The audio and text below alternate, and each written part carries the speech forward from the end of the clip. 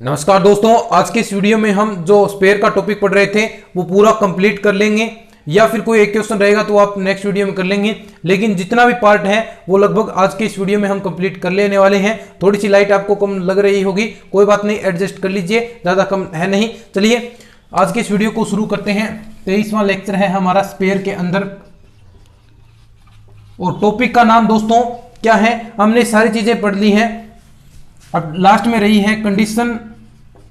एक दो topic important रहे हैं, वो चीजें करवा दूंगा, और फिर एक दो टॉपिक्स आप खुद कर लेना, क्योंकि जो थोड़ा मोटा पार्ट है वो इजी है, वो आप कर पाएंगे। कंडीशन ऑफ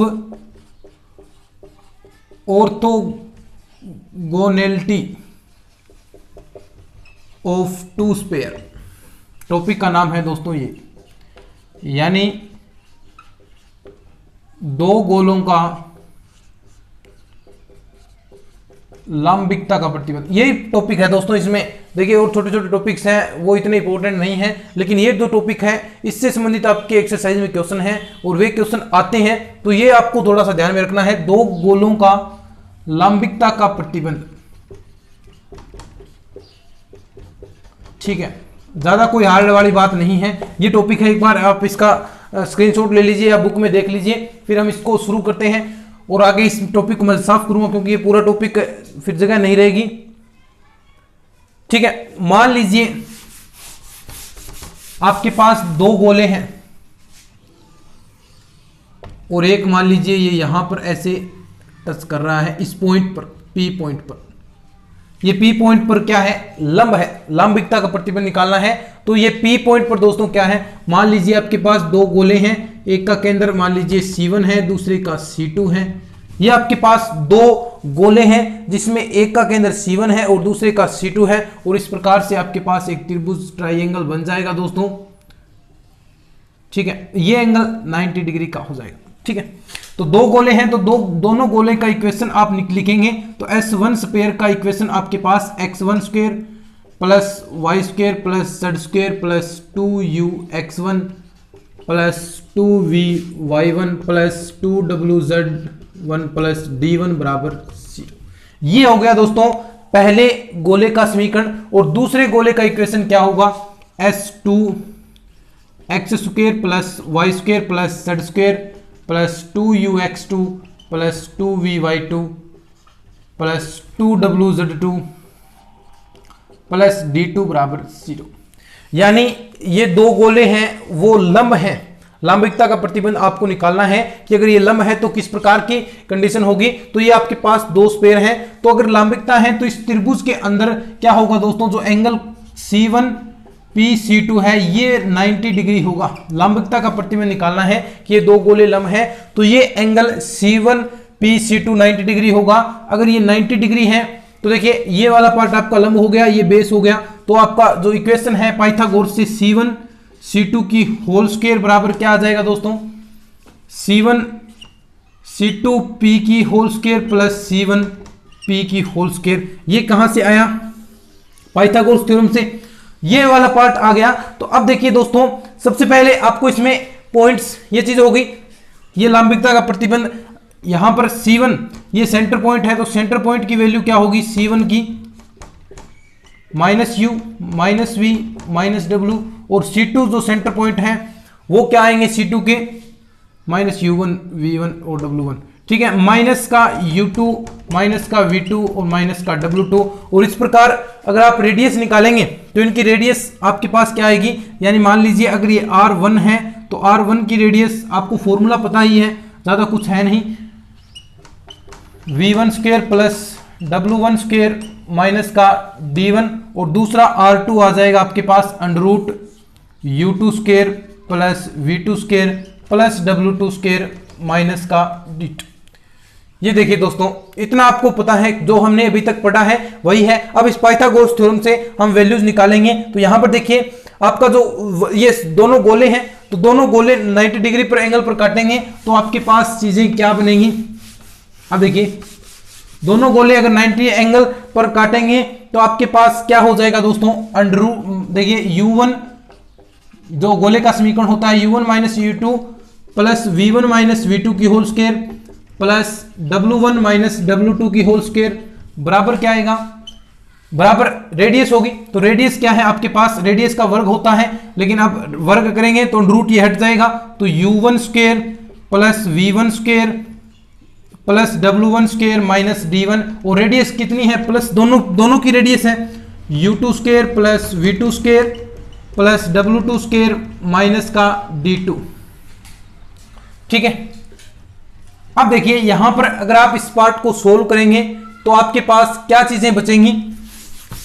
देखिए यहां से इसका स्क्वायर आपको ओपन कर लेना है, इसका स्क्वायर आप ओपन करेंगे, देख लीजिए जो भी पार्ट बचे वो आप लिख दीजिए। यहां से देखिए u1 स्क्वायर आएगा, u2 स्क्वायर आएगा, तो u1 और u2 ये दोनों कैंसिल हो जाएंगे, v1 v2 आएगा, ये v1 v2 कैंसिल हो जाएंगे, w1 स्क्वायर w2 आएगा, तो w1 इसको ओपन करेंगे, तब जब आप इस स्क्वायर को ओपन करेंगे सभी की, तो ये सारे स्क्वायर वाले पार्ट कैंसिल हो जाएंगे, और यहां पर क्या बचेगा -2 u1 u2 -2 v1 v2 -2 w1 w2 w2, और आप माइनस कॉमन निकालेंगे तो आपके पास जो पार्ट बचा 2 u1 u2 plus 2 v1 v2 plus 2 w1 w2। यहां पर आपने दो भी कॉमन आप निकालेंगे। चलिए नेक्स्ट स्टेप में हम दो भी यहां से कॉमन निकाल लेंगे, या फिर निकालें या नहीं निकालें। यहां पर फिर देखिए यहां पर ये पार्ट क्या बचा, माइनस का कॉमन निकाल लीजिए d1 d2, और यहां पर ये माइनस था, माइनस से माइनस क्या हो गया, प्लस हो गया, 2 u1 u2 plus 2 v1 v2 plus 2 w1 w2 बराबर d1 प्लस d2। ये आ गया आपका दोस्तों दो गोलों का लंबिकता का प्रतिबंध।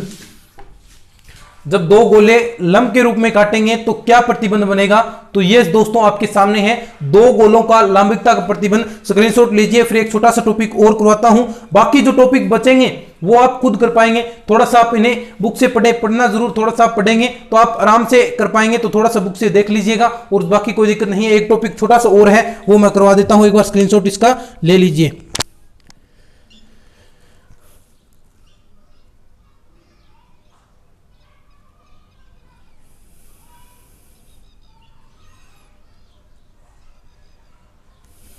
ठीक है,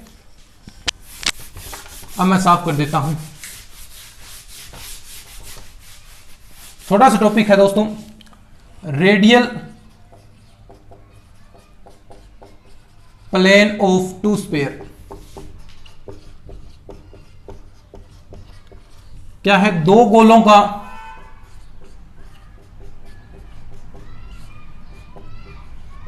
मूल समतल। ये टॉपिक है दोस्तों, छोटा सा है, क्वेश्चन भी बनते हैं लेकिन इतना हार्ड नहीं है, सारी चीजें इजी है अभी तक।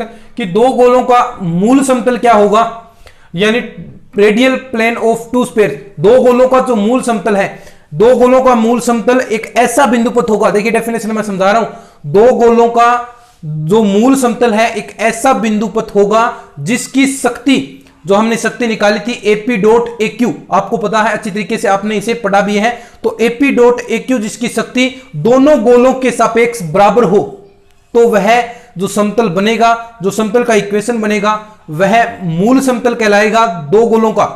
ठीक है, इतना कर लिया आपने। अब देखिए, या आप लाइन लिखें या ना लिखें कोई फर्क नहीं पड़ता, लेकिन मैंने आपको चीज समझा दी है, दोबारा समझ लीजिए। दो गोलों का मूल समतल एक ऐसा बिंदुपथ होगा, ऐसा पॉइंट्स का लोकस होगा जिसकी पावर, यानी जो समतल है उसकी पावर दोनों स्फीयर के सापेक्ष क्या हो, बराबर हो, समान हो, तो वह समतल क्या कहलाएगा, जो आपका मूल समतल है या रेडियल प्लेन है वह कहलाएगा। ठीक है, देखिए कैसे करना है। मान लीजिए स्फीयर आपके पास S1 है, x1 square plus x square plus y square plus z square plus 2ux1 plus 2vy1 plus 2wz1 plus d1 बराबर 0। और ऐसे ही दूसरा x square plus y square plus z square plus 2ux2 यहां पर देखिए पॉइंट्स भी अलग अलग होंगे दोस्तों। ये x1 ये होंगे ना, क्योंकि कोऑर्डिनेट ही चेंज होंगे, स्फीयर के केंद्र के निर्देशांक है वो चेंज होंगे। सॉरी दोस्तों, 2u2x1 plus 2v2y plus 2w2z plus d2 बराबर 0। ठीक है, अब दोनों हैं, मैंने कहा दोनों जो आपका समतल है उसकी जो शक्ति है दोनों गोलों के सापेक्ष बराबर होगी, तो यानी दोनों को आप बराबर रख सकते हैं। बराबर अगर आप रखेंगे तो एक्स स्क्वायर, देखिए डायरेक्ट हम लिख देते हैं, इस पार्ट से ये पार्ट बराबर रखेंगे तो कैंसिल हो जाएंगे, तो पार्ट क्या बचेगा 2u1x plus 2v1y plus 2w1z plus d1 बराबर क्या होगा 2u2x plus 2v2y plus 2w2z plus d2 बराबर 0। ठीक है, अब देखिए ये u वाले पार्ट आप एक जगह रख लें, v वाले पार्ट एक जगह रखें, एक बार आप इसका स्क्रीनशॉट रख लें, फिर हम थोड़ा सा आगे और बढ़ते हैं। ठीक है, अब देखिए ये पार्ट आप इधर लाएं तो 2 आपने कॉमन निकाल लिया और x भी आप कॉमन निकाल सकते हैं, तो u1 माइनस u2। ठीक है, और यहां से भी 2 कॉमन निकाल लीजिए और y कॉमन आ जाएगा v1 माइनस v2, और यहां पर भी इधर आएगा तो 2z w1 minus w2 plus क्या हो जाएगा दोस्तों, सारी चीजें आप एक जगह रख रहे हैं तो प्लस आप ऐसा भी लिख सकते हैं d1 माइनस d2 बराबर 0। तो ये जो आपके पास इक्वेशन आएगा, ये जो आपका इक्वेशन आया है वही इक्वेशन जो आपका रेडियल प्लेन है उसका इक्वेशन बनेगा। रेडियल प्लेन का जो इक्वेशन आपको निकालना था तो वो ऐसा इक्वेशन बनेगा रेडियल प्लेन का। तो ये दोस्तों आपके टॉपिक्स हैं, लगभग टॉपिक कंप्लीट हो गए। अब जो देखिए आपकी बुक में मैं आपको बता देता हूं कौन से आपको टॉपिक पढ़ने हैं। देखिए आप खुद कर पाएंगे।